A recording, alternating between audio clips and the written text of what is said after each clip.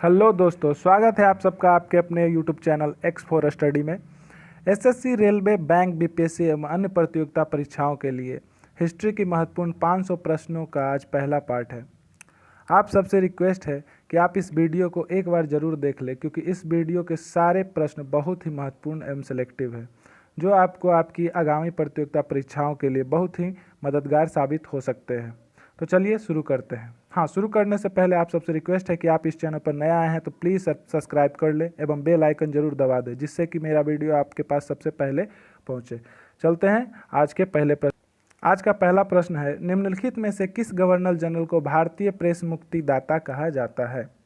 निम्नलिखित में से किस गवर्नर जनरल को भारतीय प्रेस का मुक्तिदाता कहा जाता है? आपके ऑप्शंस हैं lord William Bentinck, sir Charles Metcalfe, lord Auckland या लॉर्ड एलन बोरा। तो आपका सही जवाब होगा sir Charles Metcalfe. Sir Charles Metcalfe जो कि भारत के गवर्नर जनरल रह चुके हैं, 20 मार्च 1935 से 4 मार्च 1936 के बीच इसका कार्यकाल रहा है। इन्होंने भारतीय प्रेस के लिए बहुत कुछ किया, इसीलिए इन्हें प्रेस का मुक्तिदाता कहा जाता है। चलते हैं अगले प्रश्न की ओर। अगला प्रश्न है, समुद्री व्यापार के संदर्भ में कतार्ज व्यवस्था का उपयोग किसके द्वारा किया जाता है? समुद्री व्यापार के संदर्भ में कतार्ज व्यवस्था का उपयोग किसके द्वारा किया जाता है? आपको बता दूं कि कतार्ज व्यवस्था एक तरह का लाइसेंस होता था उस समय समुद्री व्यापार करने के लिए, जिसका प्रयोग पुर्तगाली करते थे समुद्री व्यापार के लिए, जिसका प्रयोग पुर्तगाली करते थे समुद्री व्यापार के लिए। तो इसका सही जवाब होगा पुर्तगाली। ऐसा ही एक व्यवस्था थी 20वीं शताब्दी में अंग्रेज द्वारा लाई गई थी, जिसका नाम था नेवी शर्ट।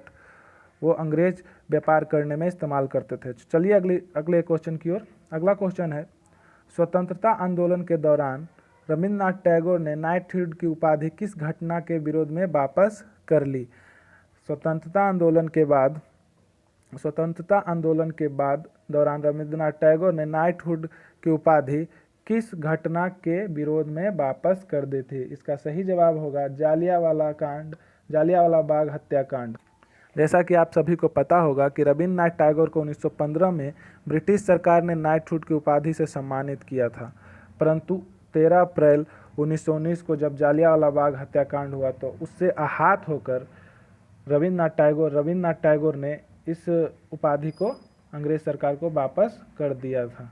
चलते हैं अगले प्रश्न की ओर। अगला प्रश्न है, मुसलमानों के लिए अलग मतदाता दल के लिए किस कांग्रेस अधिवेशन को जाना जाता है? आपके ऑप्शंस हैं कराची अधिवेशन 1913, बॉम्बे अधिवेशन 1915, लखनऊ अधिवेशन 1916, कलकत्ता अधिवेशन 1917। इसका सही जवाब होगा लखनऊ अधिवेशन 1916। यह अधिवेशन इसलिए भी महत्वपूर्ण था क्योंकि इसी अधिवेशन में कांग्रेस के गर्म दल एवं नरम दल को एक ही मंच पर बुलाया गया था, और इस अधिवेशन के अध्यक्ष थे अंबिका प्रसाद मजूमदार। इस अधिवेशन के अध्यक्ष थे अंबिका प्रसाद मजूमदार। ठीक है, चलते हैं अगले प्रश्न की ओर। अगला प्रश्न है, भारत में पहली यूरोपीय बस्ती किस स्थान पर बसाई गई थी या स्थापित की गई थी? भारत में पहली यूरोपीय बस्ती किस स्थान पर स्थापित की गई थी? तो पहली यूरोपीय बस्ती के बारे में कहा जाता है कि केरल के एर्नाकुलम जिले में स्थित कोची फोर्ट भारत में पहली यूरोपियन बस्ती थी। यह जल से घिरा हुआ स्थान है। यह कोची के दक्षिण में पश्चिम में स्थित है। तो इसका सही जवाब होगा कोची। चलते हैं अगले प्रश्न की ओर। अगला प्रश्न है, सलवाई की संधि किस युद्ध से संबंधित थी? सलवाई की संधि किस युद्ध से संबंधित है? प्रथम आंग्ल मैसूर युद्ध, दूसरा है प्रथम आंग्ल मराठी युद्ध, तीसरा है द्वितीय आंग्ल मराठी युद्ध या चौथा द्वितीय आंग्ल मैसूर युद्ध। इसका सही जवाब होगा प्रथम आंग्ल मराठ युद्ध। इसके बारे में कहा जाता है कि 17 मई 1982 को सलवाई की संधि का हस्ताक्षर किए गए थे। इस संधि का मराठा साम्राज्य के प्रतिनिधि और ब्रिटिश ईस्ट इंडिया के कंपनी के प्रतिनिधियों द्वारा हस्ताक्षर किए गए थे। इस संधि के द्वारा अंग्रेज ने सल्सेत और ब्रोच पर अपना नियंत्रण पाया था।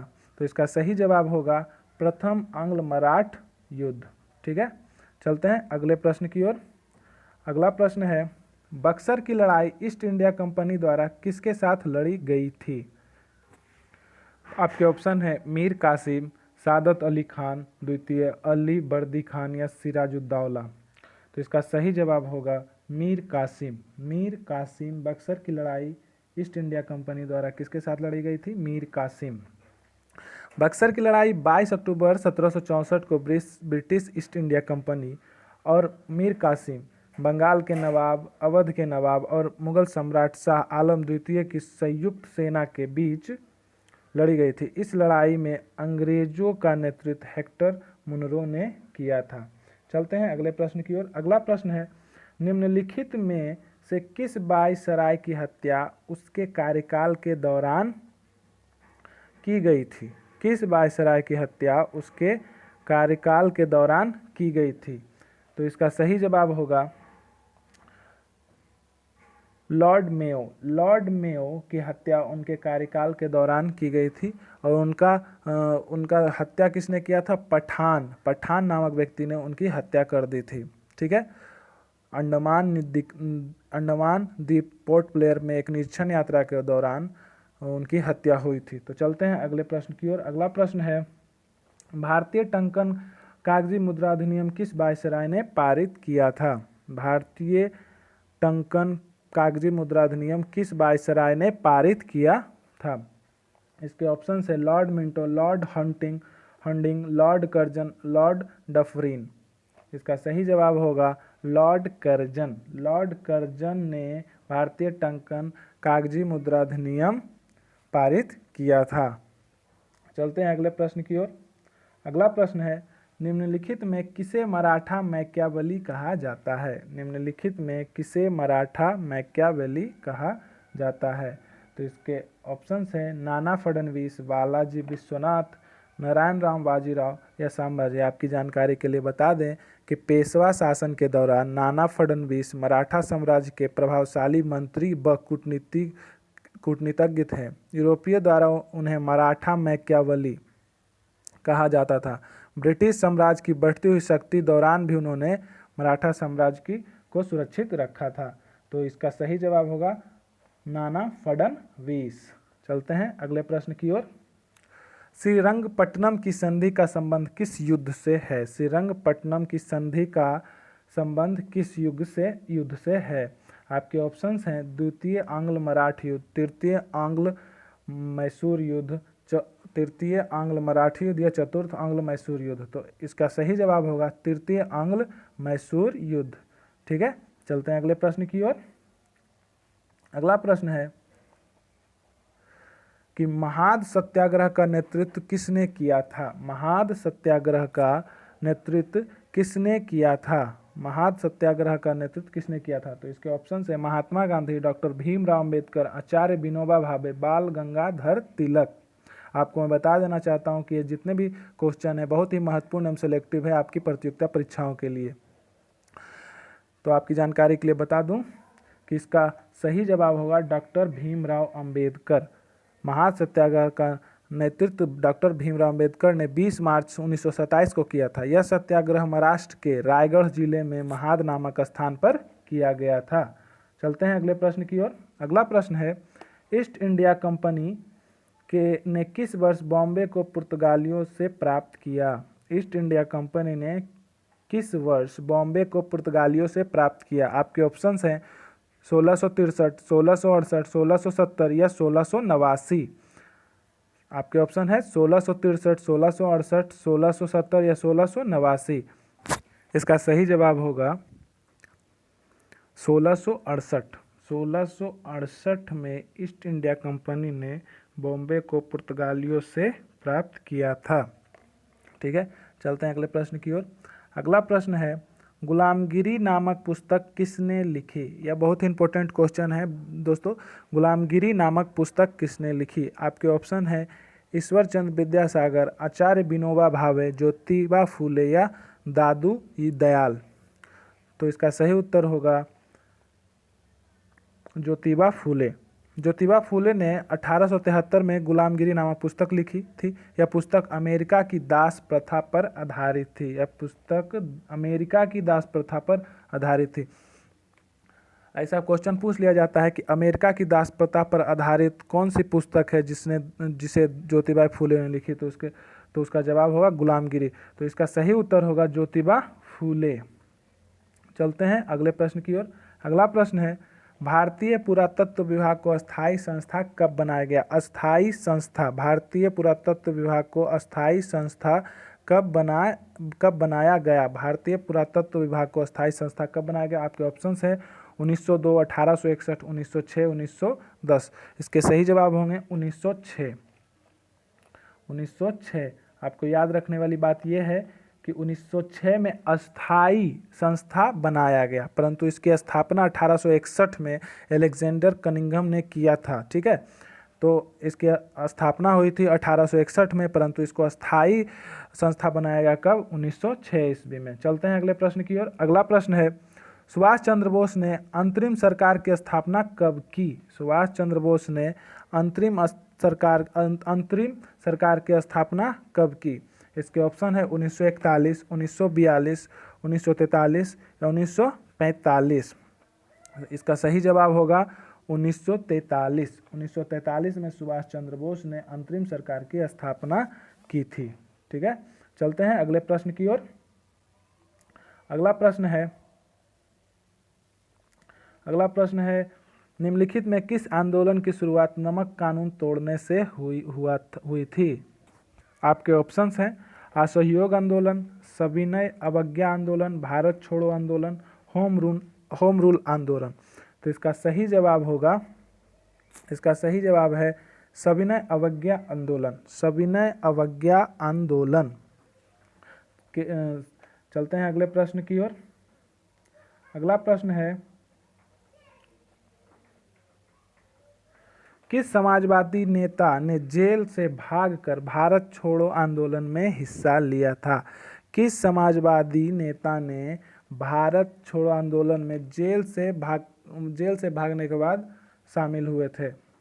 आपके ऑप्शंस हैं राम मनोहर लोहिया, मीनू मसानी, जयप्रकाश नारायण या अच्युत पटवर्धन। आपके सही जवाब हैं राम मनोहर लोहिया। राम मनोहर लोहिया ने एक ऐसे समाजवादी नेता थे जिन्होंने जेल से भागकर भारत छोड़ो आंदोलन में हिस्सा लिया था। चलते हैं अगले प्रश्न की ओर। अगला प्रश्न है, बक्सर की लड़ाई के बाद बंगाल की नवाब की गद्दी पर किसे बिठाया गया? बक्सर की लड़ाई के बाद बंगाल के नवाब की गद्दी पर किसे बिठाया गया? आपके ऑप्शंस हैं सिराजुद्दौला, मीर कासिम, मीर जाफर, निजामुद्दीन अली खान। सिराजुद्दौला, मीर कासिम, मीर जाफर, नजीमुद्दीन खान, अली खान। तो इसका सही जवाब होगा मीर जाफर। मीर जाफर इसका सही जवाब होगा, मीर जाफर। चलते हैं अगले प्रश्न की ओर। अगला प्रश्न है, स्वदेश बंधन की स्थापना किसने की थी? स्वदेश बंधन की स्थापना किसने की थी? आपके ऑप्शन हैं अश्विनी कुमार दत्ता, बाघ जतीन, भावभूषण मिश्रा या नरेंद्रनाथ भट्टाचार्य। अश्विनी कुमार दत्ता, बाघ जतीन, भावभूषण मित्रा, माफ कीजिएगा मित्रा है, नरेंद्रनाथ भट्टाचार्य। तो इसका सही जवाब होगा अश्विन कुमार दत्ता। अश्विन कुमार दत्ता ने स्वदेश बंधन की स्थापना की थी। इस संगठन का उद्देश्य था उत्पादों के इस्तेमाल में वृद्धि करना और विदेशी उत्पादों का बहिष्कार करना। चलते हैं अगले प्रश्न की ओर। अगला प्रश्न है, 1857 की क्रांति के दौरान भारत का गवर्नर जनरल कौन था? 1857 की क्रांति के दौरान भारत का गवर्नर जनरल कौन था? आपके ऑप्शंस हैं Lord Canning, Lord Elgin, Lord Dalhousie या लॉर्ड एलन बोरा। आपके ऑप्शंस हैं Lord Canning, Lord Elgin, Lord Dalhousie या लॉर्ड एलोन बोरा। चलते हैं, इसका सही जवाब होगा लॉर्ड कैनिंग। लॉर्ड कैनिंग 1857 की क्रांति के दौरान भारत के गवर्नर जनरल थे। उनका कार्यकाल था 28 फरवरी से 21 मार्च 1862 के बीच। ठीक है, चलते हैं अगले प्रश्न की ओर। अगला प्रश्न है, भगत सिंह, राजगुरु, सुखदेव और जय गोपाल किस षड्यंत्र में शामिल थे? भगत सिंह, राजगुरु, सुखदेव और जय गोपाल किस षड्यंत्र में शामिल थे? इसका सही जवाब होगा लाहौर षड्यंत्र। लाहौर षड्यंत्र में ये शामिल थे। ठीक है, चलते हैं अगले प्रश्न की ओर। अगला प्रश्न है, आज़ाद हिंद फौज की स्थापना किस देश में की गई थी? आज़ाद हिंद फौज की स्थापना किस देश में की गई थी? आपके ऑप्शन है भारत, सिंगापुर, जापान या जर्मनी। भारत, सिंगापुर, जापान या जर्मनी। तो इसका सही उत्तर होगा सिंगापुर। आज़ाद हिंद फौज की स्थापना सिंगापुर में हुई थी। ठीक है, सुभाष चंद्र बोस और राम बिहारी बोस ने इंडियन इंडिपेंडेंस लीग और Indian national army Azad Hind फौज की स्थापना सिंगापुर में 1943 ईस्वी में की थी। ये हमेशा क्वेश्चन आता है कब की थी, तो 1943 ईस्वी में, और कहाँ की थी, तो सिंगापुर में। चलते हैं अगले क्वेश्चन की ओर। अगला क्वेश्चन है, गुरुमुखी लिपि किस सिख गुरु द्वारा शुरू की गई? गुरुमुखी लिपि किस सिख गुरु द्वारा शुरू की गई? आपके ऑप्शन है गुरु अंगद, गुरु गोविंद सिंह, गुरु अर्जुन सिंह, गुरु हरिराय। ये सारे सिख गुरु हैं जिससे पूछा गया है गुरुमुखी लिपि किस सिख गुरु के द्वारा शुरू की गई थी। इसका सही उत्तर होगा गुरु अंगद। गुरु अंगद के द्वारा गुरुमुखी लिपि दी गई थी। ठीक है, गुरु अंगद। आपकी जानकारी के लिए बता दो, गुरु नानक सिख धर्म के संस्थापक थे। उन्होंने अपने बाद गुरु अंगद को अपना उत्तराधिकारी नियुक्त किया। गुरु अंगद सिख धर्म के दूसरे गुरु थे। गुरु अंगद ने गुरु नानक की रचनाओं का संकलन किया और उन्हें गुरुमुखी लिपि का विकास भी किया। ठीक है, चलते हैं अगले प्रश्न की ओर। अगला प्रश्न है, 1946 के तेभेगा आंदोलन किस वर्तमान राज्य से संबंधित है?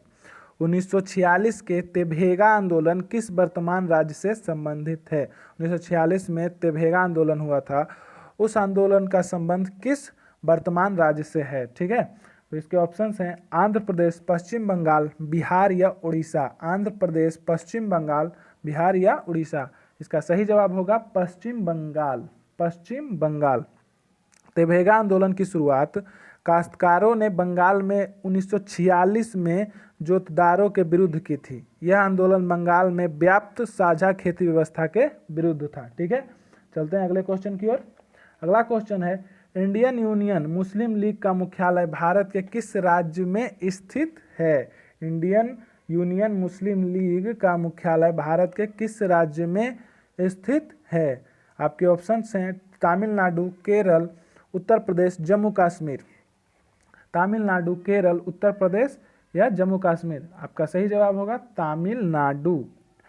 आपको बता दें कि इंडियन यूनियन मुस्लिम लीग की स्थापना 10 मार्च 1948 को मद्रास में की गई थी। ठीक है, परंतु इसका वर्तमान मुख्यालय तमिलनाडु, चेन्नई के मरेक्कायर लेवार स्ट्रीट में स्थित है। चलते हैं अगले प्रश्न की ओर। अगला प्रश्न है, कांग्रेस ने किस अधिवेशन में पूर्ण स्वराज का प्रस्ताव पारित किया था?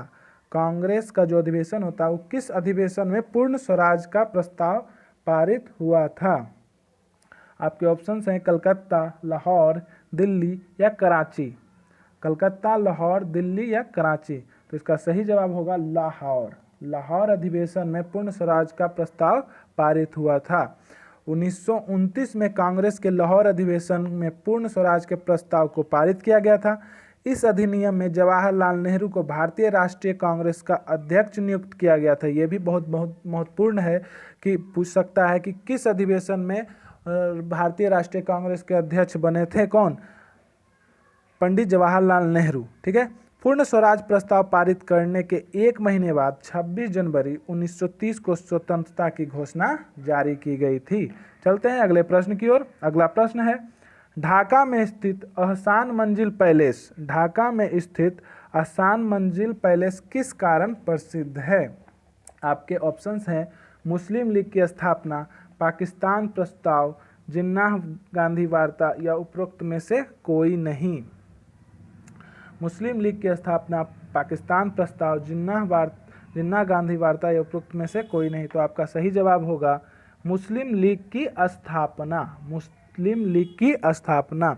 मुस्लिम लीग की स्थापना 1906 में ढाका में आगा खान द्वारा की गई थी। लियाकत अली खान और मोहम्मद अली जिन्ना मुस्लिम लीग के प्रमुख नेता थे।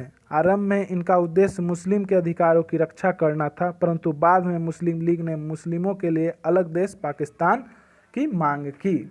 ठीक है, चलते हैं अगले प्रश्न की ओर। अगला प्रश्न है, स्वतंत्रता से पहले भारत के किस राज्य में प्राथमिक शिक्षा अनिवार्य थी? स्वतंत्रता के पश्चात पहले किस राज्य में प्राथमिक शिक्षा अनिवार्य थी? आपके ऑप्शन है बड़ौदा, अकार्ट, कुर्क या हैदराबाद। इसका सही जवाब है बड़ौदा। बड़ौदा में स्वतंत्रता से पहले भारत के इसी राज्य में प्राथमिक शिक्षा अनिवार्य थी, बड़ौदा। ठीक है, चलते हैं अगले क्वेश्चन की ओर। अगला क्वेश्चन है, भारत का राष्ट्रगान पहली बार कब गाया गया? भारत का राष्ट्रीय गान पहली बार कब गाया गया? आपके ऑप्शन है 1911 कलकत्ता में, 1912 लखनऊ में, 1913 दिल्ली में या 1914 बॉम्बे में। इसका सही जवाब होगा 1911 कलकत्ता में। 1911 कलकत्ता में भारत का राष्ट्रीय गान पहली बार गाया गया था। चलते हैं अगले प्रश्न की ओर। अगला प्रश्न है, प्लासी की लड़ाई का स्थान प्लासी वर्तमान में किस राज्य में स्थित है? प्लासी की लड़ाई का स्थान प्लासी वर्तमान में किस राज्य में स्थित है? इसके ऑप्शंस हैं पश्चिम बंगाल, बिहार, छत्तीसगढ़ या झारखंड।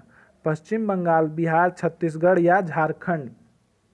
तो इसका सही जवाब होगा पश्चिम बंगाल। पश्चिम बंगाल में प्लासी स्थित है। प्लासी की लड़ाई 23 जून 1857 को ब्रिटिश ईस्ट इंडिया कंपनी और बंगाल के नवाब के बीच लड़ी गई थी। इस लड़ाई में बंगाल के नवाब सिराजुद्दौला की हार हुई थी। ठीक है, चलते हैं अगले प्रश्न की ओर।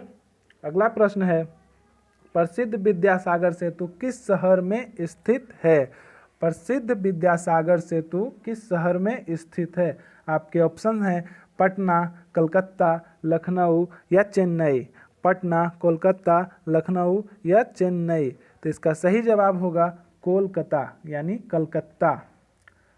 कलकत्ता इसका सही जवाब होगा। विद्यासागर सेतु को दूसरा हुगली सेतु भी कहा जाता है। बहुत इंपॉर्टेंट बात है कि विद्यासागर सेतु को दूसरा हुगली सेतु भी कहा जाता है। इस सेतु का नाम समाज सुधारक ईश्वर चंद्र विद्यासागर के नाम पर रखा गया है। चलते हैं अगले प्रश्न की ओर। अगला प्रश्न है, वेदों की ओर लौटो का नारा किसने दिया था? वेदों की ओर लौटो का नारा किसने दिया था? आपके ऑप्शन है स्वामी विवेकानंद, स्वामी दयानंद सरस्वती, रामकृष्ण परमहंस या उपरोक्त में से कोई नहीं। इसका सही जवाब होगा स्वामी दयानंद सरस्वती। स्वामी दयानंद सरस्वती ने 1875 में आर्य समाज की स्थापना की थी। वे संस्कृत और वेदों के प्रखर विद्वान थे। भारत में वेदों की छपाई उनके संरक्षण में पहली बार शुरू हुई थी। सत्यार्थ प्रकाश उनकी सबसे महत्वपूर्ण कृतियों में से एक है। चलते हैं अगले प्रश्न की ओर। साइमन कमीशन किस वायसराय के कार्यकाल के दौरान भारत आया था? साइमन कमीशन किस वायसराय के कार्यकाल के दौरान भारत आया था? Simon commission. आपके ऑप्शन है Lord Irwin, Lord Chelmsford, Lord Willingdon, Lord Linlithgow. इसका सही जवाब है Lord Irwin. Lord Irwin Simon commission viceroy के किस समय कार्यकाल के दौरान भारत आया था। चलते हैं अगले प्रश्न की ओर। हाँ, आपको एक महत्वपूर्ण जानकारी दे दूं। लॉर्ड इरविन को 3 अप्रैल 1926 को भारत का वायसराय गवर्नर जनरल नियुक्त किया गया था। 1927 ईस्वी में ब्रिटिश सरकार ने सर स्टैफोर्ड क्रिप्स की अध्यक्षता में साइमन कमीशन का गठन किया।